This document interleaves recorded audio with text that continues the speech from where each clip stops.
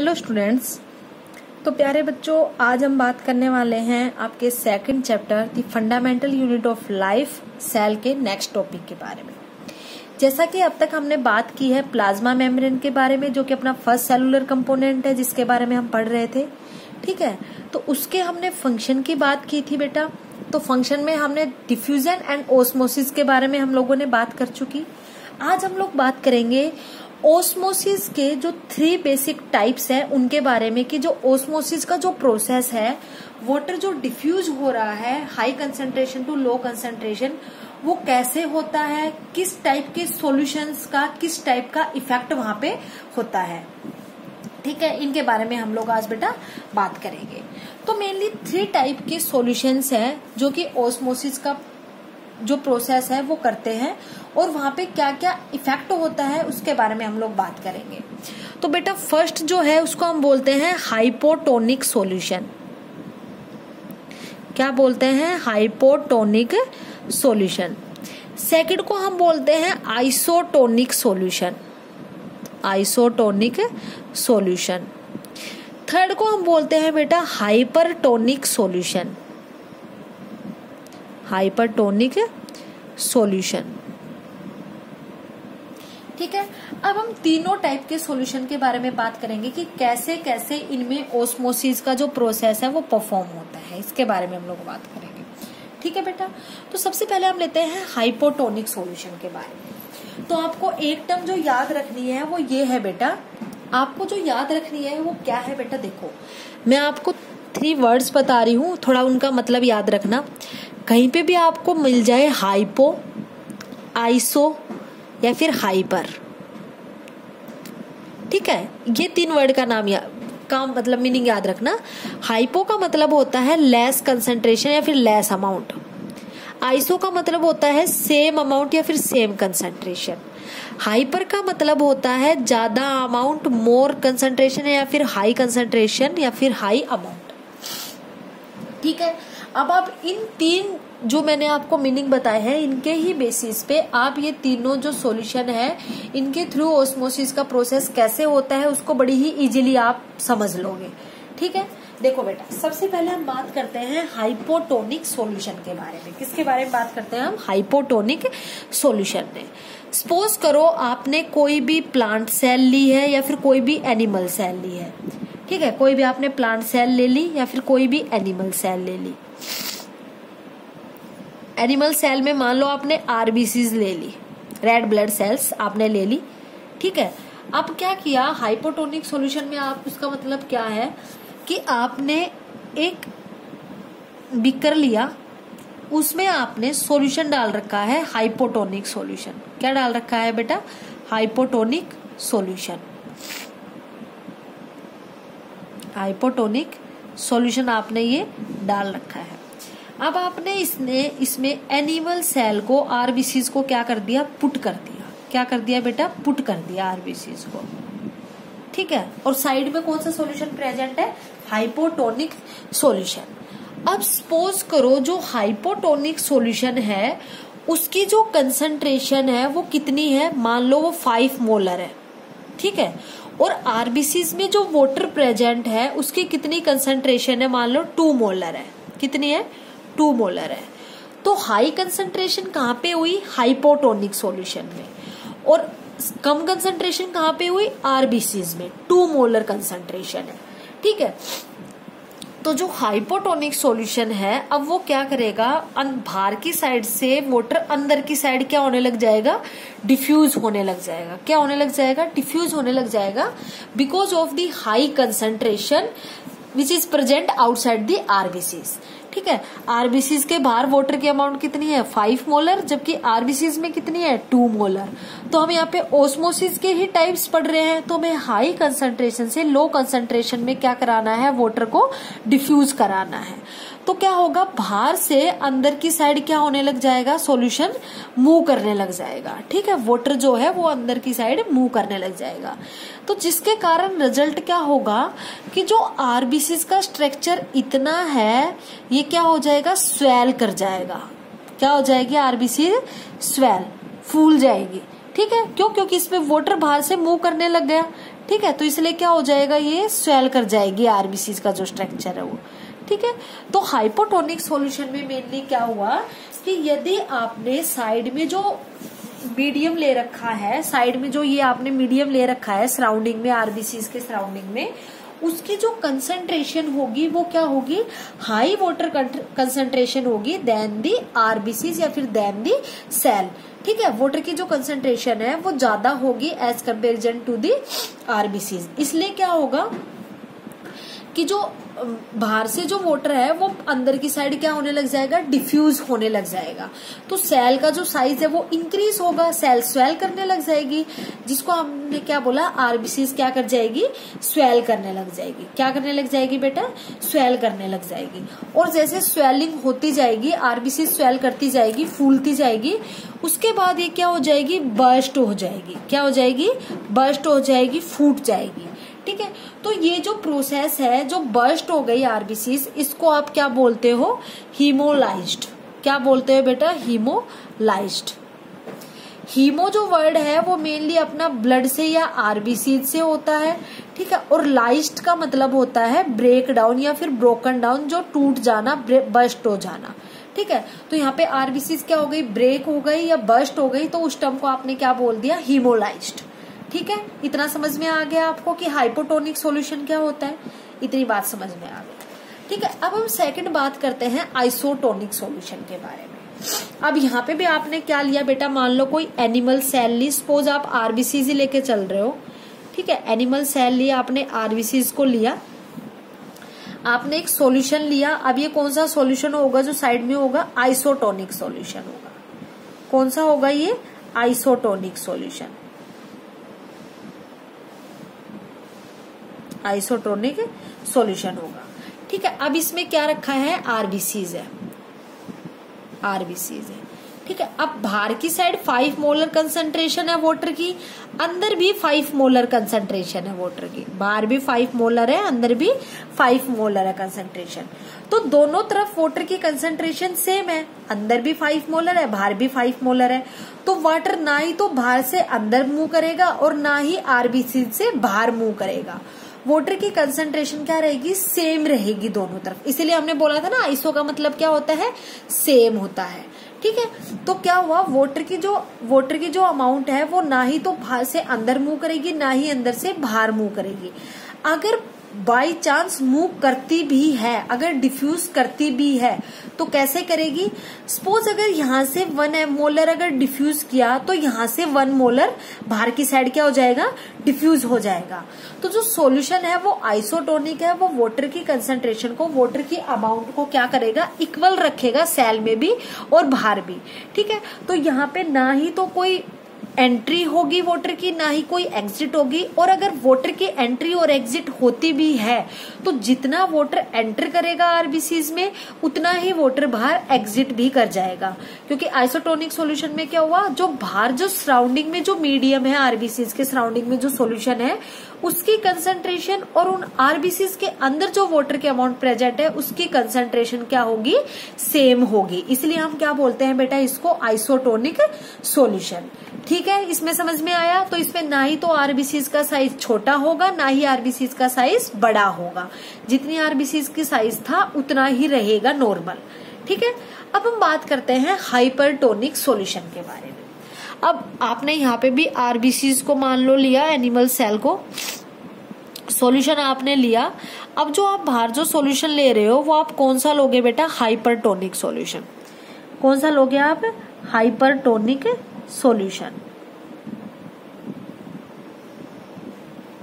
ठीक है, अब हाइपरटोनिक सॉल्यूशन में आपने ये रख दी आरबीसी। अब यहाँ पे आरबीसीज का जो कंसंट्रेशन है, वाटर अमाउंट, वो तो है 5 मोलर, और बाहर की साइड कितनी है, 2 मोलर। अब की बार बाहर की साइड कितनी हो गई, कम हो गई, और अंदर की साइड कितनी है, 5 मोलर। समझ में आया। अंदर की साइड कौन आरबीसीज है, जो सेल है, एनिमल सेल, वहां पे वाटर की कंसंट्रेशन कितनी है, 5 मोलर। जबकि जो आउटसाइड में मीडियम है, जो आउटसाइड में जो सॉल्यूशन प्रेजेंट है, उसकी वाटर कंसंट्रेशन कितनी है, 2 मोलर। तो अब जो वाटर है वो high concentration to low concentration move करेगा। मतलब आरबीसी से और बाहर की साइड वाटर क्या करेगा, मूव करेगा, डिफ्यूज होगा। ठीक है, आरबीसी से बाहर की साइड वाटर क्या होने लग जाएगा बेटा, डिफ्यूज हो जाएगा। तो जिसके कारण क्या होगा कि आरबीसी का साइज अगर इतना था नॉर्मल, तो आरबीसी का साइज श्रिंक होके क्या हो जाएगा, छोटा हो जाएगा। ये कैसा हो गया, आरबीसी क्या हो गई, श्रिंक हो गई। ठीक है, मतलब छोटी हो गई। ठीक है, समझ में आ गई इतनी बात आपको। तो यहाँ पे क्या हुआ, आरबीसीज का जो साइज है वो छोटा हो गया। क्यों, क्योंकि आरबीसीज में जो वाटर की कंसंट्रेशन थी वो ज्यादा थी as comparison to the outer medium या सराउंडिंग मीडियम, जिसके कारण जो वाटर है वो हाई कंसंट्रेशन से लो कंसंट्रेशन में बाहर की साइड डिफ्यूज कर गया। ठीक है, जिसके कारण आरबीसी क्या हो गई, श्रिंक हो गई। और ये जो श्रिंकेज ऑफ आरबीसी है इसको आप क्या बोलोगे बेटा, प्लाज्मोलाइज्ड। क्या बोलोगे, प्लाज्मोलाइज्ड। क्योंकि श्रिंकेज की वजह से जो प्लाज्मो का मतलब है जो इसकी प्लाज्मा मेम्ब्रेन थी वो क्या हो गई, श्रिंक हो गई, थोड़ी सी लाइज्ड हो गई, थोड़ी ब्रेक डाउन हो गई। तो इसलिए आपने क्या बोला इस टर्म को, प्लाज्मोलाइज्ड। तो ये टर्म याद रखना, what is hemolysed, what is plasmolysed. Hypotonic solution में क्या होगा, आइसोटोनिक सॉल्यूशन में क्या होगा, हाइपरटोनिक सॉल्यूशन में क्या होगा। अब यहाँ पे मैंने आपको एग्जाम्पल दिया बेटा आरबीसीज का। अगर आप यहाँ पे सपोज एग्जाम्पल देते हो अपना, अगर डेली अगर का यूज का अगर मैं एग्जांपल लूं, तो आप मान लो किशमिश आपने ली। अब किशमिश को आपने वाटर में भिगोया रात में, तो किशमिश में वाटर की कंसंट्रेशन कम है as comparison to the outer. ठीक है, तो जो किशमिश है वो क्या कर जाएगी, फूल जाएगी। क्या कर जाएंगी, किशमिश फूल जाएंगी। लेकिन फूलने के बाद जब उसमें भी वाटर की अमाउंट ज्यादा हो गई और बाहर सराउंडिंग में भी आप कर रहे हो, अब आप उन फूली हुई किशमिश को अगर आप रख देते हो सपोज करो वाटर में दोबारा से, तो वो ना ही तो वाटर उसमें से बाहर जा पाएगा ना ही अंदर आ पाएगा। आरबीसी का साइज सेम रहेगा। वो क्या हुआ, आइसोटोनिक सॉल्यूशन। अब उस फूली हुई किशमिश को आपने ऐसे एक सॉल्यूशन में रख दिया जहां पे वाटर की कंसंट्रेशन बहुत ही कम है, तो क्या करेगी, धीरे धीरे वो सूखने लग जाएगी। उसका वाटर है वो बाहर की साइड आने लग जाएगा, बाहर की साइड डिफ्यूज होने लग जाएगा। जो आपने जो ली है रेजिन, जो आपने ली है किशमिश, जो आपने ली है वो श्रिंक करने लग जाएगी। वो किसकी वजह से हुआ, हाइपरटोनिक की वजह से। तो आप अगर किशमिश का अगर चाहो तो वो भी एग्जांपल लेके चल सकते हो। आप उसको बोल सकते हो रेजिन, किशमिश को आप क्या बोल सकते हो, रेजिन। ठीक है, रेजिन या फिर रेजिन, जिसको आप क्या बोलते हो, किशमिश। ठीक है, तो आप कौन सा भी एग्जांपल लेके बेटा कर सकते हो, आरबीसीज को भी कर सकते हो और रेजिन को भी लेके कर सकते हो। It depends on you. ठीक है, पर आपको इतना समझ में आना चाहिए कि हाइपोटोनिक सॉल्यूशन क्या होता है, आइसोटोनिक क्या होता है, हाइपरटोनिक सॉल्यूशन क्या होता है। इतनी बात आई आप लोगों को समझ में बेटा। तो ये हमने ओस्मोसिस के कुछ टाइप्स के बारे में बात की है। अब हम नेक्स्ट बात करते हैं डिफरेंट ट्रांसपोर्ट्स के बारे में। ठीक है बेटा, तो आपने दो प्रोसेस पढ़ लिए, diffusion and the osmosis. Osmosis में कौन कौन से डिफरेंट सॉल्यूशंस होते हैं हमने उसकी भी बात कर चुकी। अब हम लोग बात करने वाले हैं बेटा नेक्स्ट फंक्शन की। तो अगर हम थर्ड फंक्शन की बात करें तो प्लाज्मा मेम्ब्रेन का जो थर्ड फंक्शन है वो क्या है, मीडिएटेड ट्रांसपोर्ट। क्या है बेटा, मीडिएटेड ट्रांसपोर्ट।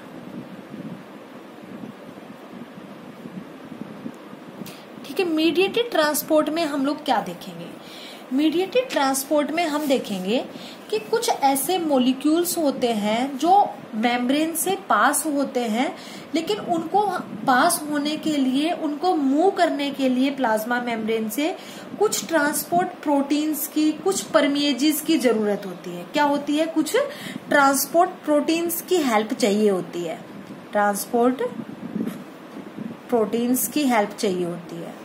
ठीक है, कुछ मॉलिक्यूल्स ऐसे होते हैं जिनको प्लाज्मा मेम्ब्रेन से क्रॉस करने के लिए कुछ ट्रांसपोर्ट प्रोटीन्स की हेल्प चाहिए होती है। वो इजीली प्लाज्मा मेम्ब्रेन से डिफ्यूज नहीं हो सकते। अब कोई भी जो सब्सटेंस है वो ट्रांसपोर्ट हो रहा है प्लाज्मा मेम्ब्रेन से, तो कोई सब्सटेंस ऐसा भी होगा जिसको एनर्जी की भी रिक्वायरमेंट होती होगी। ठीक है, कुछ सब्सटेंसेस ऐसे भी होंगे जो लो कंसंट्रेशन से हाई कंसंट्रेशन में मूव करते होंगे। सारे ही तो हाई से लो में करेंगे नहीं, कुछ लो टू हाई भी करेंगे। ठीक है, तो अब उन सब के बारे में हम बात करेंगे कि जो ट्रांसपोर्ट है वो किस किस टाइप का होता है और उनके बारे में हम लोग यहाँ पे बेटा बात करेंगे। ठीक है, इतनी बात समझ में आ गई। तो जो मेनली बेसिकली जो ट्रांसपोर्ट है वो 2 टाइप्स का होता है। कितने टाइप्स का होता है बेटा? वो 2 टाइप्स का होता है। ठीक है, बेसिकली जो ट्रांसपोर्ट है वो 2 टाइप्स का होता है। ट्रांसपोर्ट बेसिकली 2 टाइप्स का होता है। ठीक है, कौन कौन से 2 टाइप्स होते हैं मेनली अगर हम बात करें तो? Active transport and the passive transport. आप पैसिव ट्रांसपोर्ट को ही आप नॉर्मली डिफ्यूजन भी बोलते हो, जिसके बारे में हम लोगों ने अभी बात की है। ठीक है, क्योंकि passive transport just like diffusion, इसलिए हम इसको डिफ्यूजन भी बोल सकते हैं। ठीक है बेटा, इतनी बात आई आप लोगों को समझ में। तो ट्रांसपोर्ट बेसिकली 2 टाइप्स का होता है। First is the active transport, second is the passive transport. अब हम बात करते हैं इनके बीच में डिफरेंसेस की, कि इनके बीच में क्या क्या डिफरेंसेस हैं, किन डिफरेंसेस के बेसिस पे हम एक्टिव ट्रांसपोर्ट और पैसिव ट्रांसपोर्ट बोलते हैं। तो बेटा बेसिकली जो डिफरेंसेस है एक्टिव ट्रांसपोर्ट में और पैसिव ट्रांसपोर्ट में वो क्या क्या है अगर हम उनकी बात करें तो सबसे पहले देखो एक्टिव ट्रांसपोर्ट। ठीक है, एक्टिव ट्रांसपोर्ट क्या होता है मेनली, इसमें जो मॉलिक्यूल्स का या मटेरियल का जो मूवमेंट होता है अक्रॉस द प्लाज्मा मेम्ब्रेन, वो कैसा होता है? Against the concentration gradient. कैसा होता है? Against the concentration gradient. ठीक है, तो हम इसमें क्या बोलेंगे? Movement of substances through plasma membrane against the concentration gradient। Against the concentration gradient का मतलब क्या हुआ? Low concentration to high concentration. ठीक है, low concentration to high concentration होता है, इसलिए हमने बोला अगेंस्ट। अगेंस्ट का मतलब है कि जितनी कंसंट्रेशन ग्रेडियंट थी उसके अगेंस्ट हो रहा है, मतलब 2 मोलर से 5 मोलर की तरफ मूवमेंट हो रहा है, ना कि 5 मोलर से 2 मोलर की तरफ। इसलिए हमने क्या बोला? अगेंस्ट दी कंसंट्रेशन ग्रेडियंट क्या हो रहा है? यहाँ पे सब्सटेंसेस का मूवमेंट हो रहा है, मतलब लो कंसंट्रेशन से हाई कंसंट्रेशन में सब्सटेंसेस है या फिर जो मटेरियल है वो मूवमेंट शो कर रहा है। पैसिव या फिर डिफ्यूजन में हमने क्या देखा था कि जो मूवमेंट होता है वो कैसा होता है? Across the concentration gradient. Across the concentration gradient मतलब हाई कंसंट्रेशन से लो कंसंट्रेशन में क्या होता है? मूवमेंट होता है सॉल्यूशन का। ठीक है, मतलब 5 मोलर से 2 मोलर की साइड क्या होगा? मूवमेंट होगा यहाँ पे। ठीक है, तो समझ में आया active transport and the passive transport का फर्स्ट पॉइंट। एक्टिव ट्रांसपोर्ट कौन सा हुआ कि लो कंसंट्रेशन से हाई कंसंट्रेशन की साइड आपको मूवमेंट कराना है किन्हीं भी सब्सटेंसेस का थ्रू प्लाज्मा मेम्ब्रेन। और पैसिव या फिर डिफ्यूजन में क्या करते हैं? Across the concentration gradient. Across मतलब कि जो कंसंट्रेशन ग्रेडियंट है हाई टू लो की तरफ ही क्या होगा? मूवमेंट होगा सब्सटेंसेस का। ठीक है बेटा, इतनी बात आई आप लोगों को समझ में। अब देखो सेकंड पॉइंट। अब यहाँ पे लो टू हाई अगर आप कंसंट्रेशन ग्रेडियंट के अगेंस्ट अगर आप मूवमेंट करा रहे हो सब्सटेंसेस का, तो आपको यहाँ पे एनर्जी की रिक्वायरमेंट होगी। अगर कोई चीज आप लो कंसंट्रेशन से हाई कंसंट्रेशन की साइड भेजोगे तो आपको वहां पे एनर्जी की तो जरूरत होगी ही होगी। ठीक है, एनर्जी लगेगी, तो यहाँ पे क्या होगी? एनर्जी रिक्वायरमेंट होगी। तो आप लिख सकते हो यूजेस एनर्जी ऑफ एटीपी। और एनर्जी किस फॉर्म में यूज करते हैं बेटा? मेनली एटीपी की फॉर्म में यूज करते हैं। ठीक है, एटीपी की फुल फॉर्म क्या होती है? Adenosine triphosphate.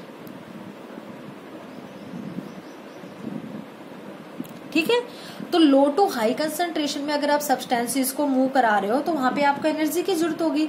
तो हम यहाँ पे लिख देंगे कि एनर्जी की क्या होगी? यहाँ पे रिक्वायरमेंट होगी।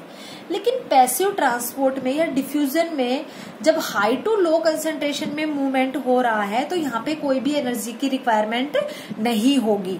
तो यहाँ पे लिख सकते हैं नो एनर्जी रिक्वायर्ड।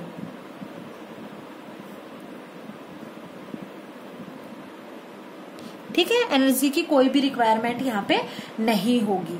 अब सपोज करो कोई लो कंसंट्रेशन से हाई कंसंट्रेशन में जा रही हो और आप वहां पे एनर्जी लगा रहे हो, तो वो काम इजीली हो जाएगा, जल्दी हो जाएगा। लेकिन जब कोई एनर्जी ही नहीं लगा रहे, कोई एनर्जी ही रिक्वायर्ड नहीं है, कोई एनर्जी ही प्रोवाइड नहीं कर रहे, तो यहाँ पे जो प्रोसेस होगा वो स्लो होगा as comparison to active process. ठीक है, तो आप यहाँ पे क्या लिख सकते हो कि ये जो प्रोसेस है ये कैसा प्रोसेस है, रैपिड प्रोसेस है, बहुत ही जल्दी होता है, इसलिए हम इसको क्या बोलते हैं, रैपिड प्रोसेस है। क्यों? क्योंकि यहाँ पे एनर्जी की रिक्वायरमेंट हो रही है, आप यहाँ पे एनर्जी यूज कर रहे हो। लेकिन ये कैसा प्रोसेस है कि स्लो प्रोसेस है। कैसा प्रोसेस है बेटा? स्लो प्रोसेस है। डिफ्यूजन बहुत ही स्लो प्रोसेस है as comparison to active process. इतनी बात आई आप लोगों को समझ में? ठीक है, अब अगर हम बात करें नेक्स्ट पॉइंट की, तो यहाँ पे जो मूवमेंट होगा सब्सटेंसेस का low concentration to high concentration में, तो वो एक सिंगल डायरेक्शनल मूवमेंट होगा। कैसा डायरेक्शनल मूवमेंट होगा बेटा? सिंगल डायरेक्शनल मूवमेंट होगा, वन डायरेक्शनल मूवमेंट होगा। ठीक है, तो आप लिख सकते हो it takes place in one direction only. ठीक है, सिंगल डायरेक्शन में मूवमेंट होगा, तो इसलिए आप क्या बोल सकते हो इसको, यूनी डायरेक्शनल। क्या बोल सकते हो बेटा इसको? यूनी डायरेक्शनल मूवमेंट होगा। यहाँ पे यूनी का मतलब होता है सिंगल या फिर वन। ठीक है, तो आपने इसको क्या बोल दिया कि एक्टिव ट्रांसपोर्ट में जो मूवमेंट होगा सब्सटेंसेस का low concentration to high concentration में, वो एक वन डायरेक्शनल मूवमेंट होगा, यूनी डायरेक्शनल मूवमेंट होगा। अगर ये बाई डायरेक्शनल हो तो लो से हाई में भी जा सकता है, हाई से लो में भी, तो फिर आप उसको एक्टिव ट्रांसपोर्ट ही नहीं बोल सकते। तो आप इसको एक्टिव ट्रांसपोर्ट कब बोलोगे बेटा? जब जो मूवमेंट है वो कैसा हो, यूनी डायरेक्शनल मूवमेंट हो सब्सटेंसेस का। लेकिन जो डिफ्यूजन में जो मूवमेंट होता है सब्सटेंसेस का, वो कैसा होता है बेटा? बाई डायरेक्शनल मूवमेंट होता है। कैसा होता है? मेनली बाई डायरेक्शनल मूवमेंट होता है। मतलब जो मूवमेंट है वो इन बोथ डायरेक्शंस, दोनों डायरेक्शंस में हो सकता है। मतलब क्या हुआ अब इसका बोथ डायरेक्शन में? अब सपोज करो मैं आपको जैसे कि एग्जांपल दे रही थी कि 2 मोलर यहाँ पे है आरबीसीज का, यहाँ पे है 5 मोलर। ठीक है, तो जो डिफ्यूजन का प्रोसेस है वो कैसे हो रहा है, high concentration to low concentration. अब सपोज करो डिफ्यूज होके यहाँ पे आता गया, लेकिन एक स्टेज ऐसी आएगी जब ये तो कितना हो जाएगा, सपोज करो 5 मोलर, लेकिन बाहर की कितनी हो जाएगी, 2 मोलर। फिर ये यहाँ से यहाँ भी तो मूव करने लग जाएगा ना।